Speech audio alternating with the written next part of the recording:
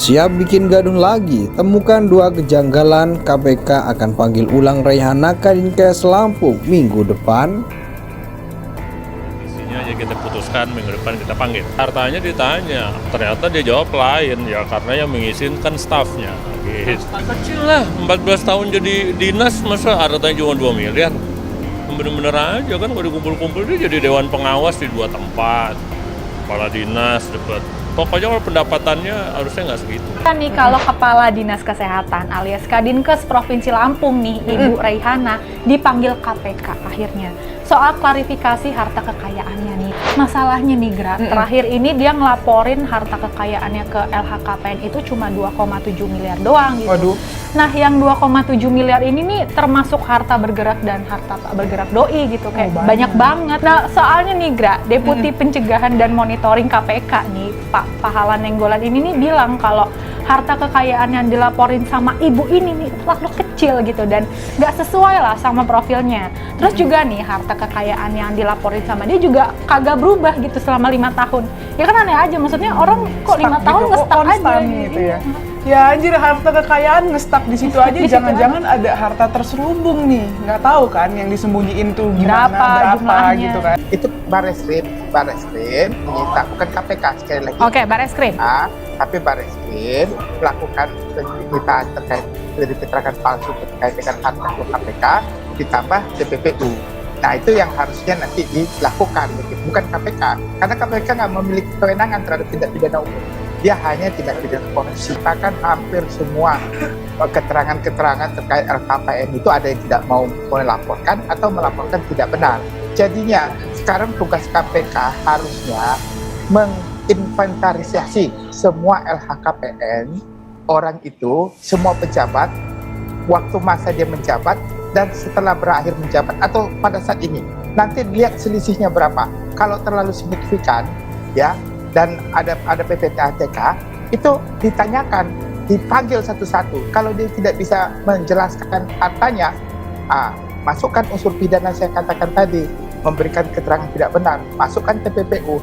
Nah inilah negara tidak bisa menyita semuanya itu. Jadi itu yang menjadi dasar harusnya dilakukan saat ini sebelum Undang-Undang Perampasan Aset itu muncul. Peraturan pemerintah nomor 42 2004 yang Mbak Friska terkait dengan pembinaan korps dan juga kode etik perilaku ASN gitu ya. Ya. Dalam peraturan itu sangat detail gitu bagaimana membangun atau menghidupi etika terhadap diri sendiri dan juga etika dalam konteks hidup bermasyarakat gitu ya. Dari beberapa etika itu yang selalu disebut adalah wajib menunjukkan hidup sederhana dan empati gitu ya. Artinya ketika para penyelenggara pemerintahan ini itu memamerkan kemewahan, menurut kami ini sudah berlawanan dengan amanat PP tadi. Nah, itu pertama adalah sistem yang memberikan preventif di depan gitu ya, agar tidak terjerumus dalam praktik seperti itu. Kemudian yang kedua adalah sistem yang terkait yang mampu mendeteksi gitu ya, mendeteksi perilaku-perilaku seperti itu. Dan yang terakhir adalah sistem represif, memberikan sanksi gitu. Jadi ya menurut saya sih kalau yang dilakukan oleh pemerintah dalam ini aturan yang dikeluarkan kan sifatnya hanya sanksi administrasi, pencopotan gitu kan, atau dia pemberhentian tidak hormat dari ASN, hanya itu saja. Padahal ada yang lebih dari situ, misalnya mereka harus dipenjara, dibuat sanksi yang lebih berat sehingga mereka jera. Paling tidak adalah sanksinya mereka dimiskinkan. Itu yang digendaki masyarakat itu kalau perlu dirampas mas, dirampas hartanya oleh negara. Nah itu yang digendaki masyarakat seperti itu sekarang ini. Jadi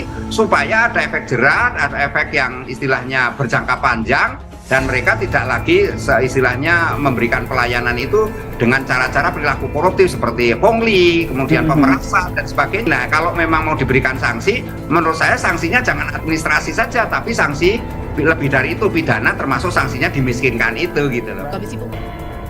Kadinkes Lampung Raihana Wijayanto akhirnya diperiksa oleh KPK atas dugaan dana tak wajar yang dimilikinya. Namun ternyata fakta mengejutkan malah didapatkan oleh pihak KPK, sebab laporan kekayaan milik Raihana selama ini diisikan oleh karyawannya. Data tersebut akhirnya tidak valid karena dalam kurun waktu 5 tahun jumlah kekayaan Rehana tidak berubah. Dikutip dari jakarta.com dari laman newsrepublika.co.id 12 Mei 2023. Hal inilah yang mendasari pihak KPK yang diwakili oleh Pahala Nainggolan atau Deputi Pencegahan dan Monitoring KPK akan melakukan pemanggilan ulang pada minggu depan.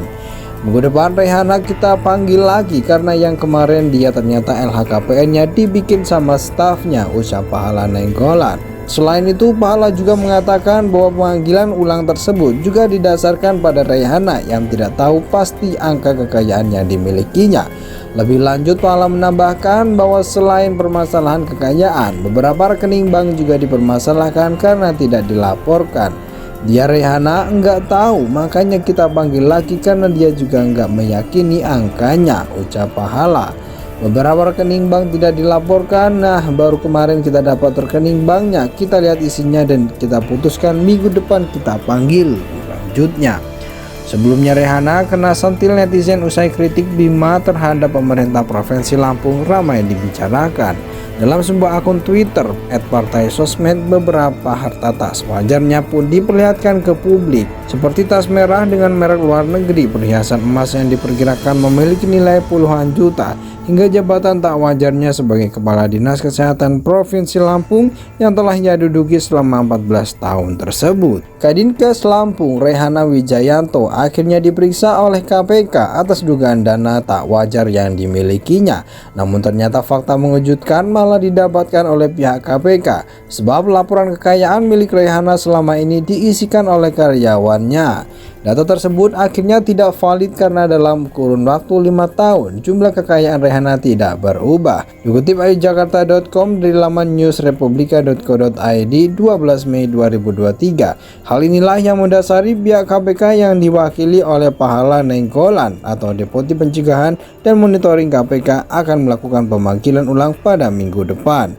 Minggu depan Rehana kita panggil lagi karena yang kemarin dia ternyata LHKPN-nya dibikin sama stafnya, ucap Pahala Nainggolan. Selain itu, Pahala juga mengatakan bahwa pemanggilan ulang tersebut juga didasarkan pada Rehana yang tidak tahu pasti angka kekayaan yang dimilikinya. Lebih lanjut, Pahala menambahkan bahwa selain permasalahan kekayaan, beberapa rekening bank juga dipermasalahkan karena tidak dilaporkan. Dia Rehana enggak tahu, makanya kita panggil lagi karena dia juga enggak meyakini angkanya, ucap Pahala. Beberapa rekening bank tidak dilaporkan, nah baru kemarin kita dapat rekening banknya, kita lihat isinya dan kita putuskan minggu depan kita panggil, lanjutnya. Sebelumnya Rehana kena sentil netizen usai kritik Bima terhadap pemerintah Provinsi Lampung ramai dibicarakan. Dalam sebuah akun Twitter @partai_sosmed, beberapa harta tak sewajarnya pun diperlihatkan ke publik,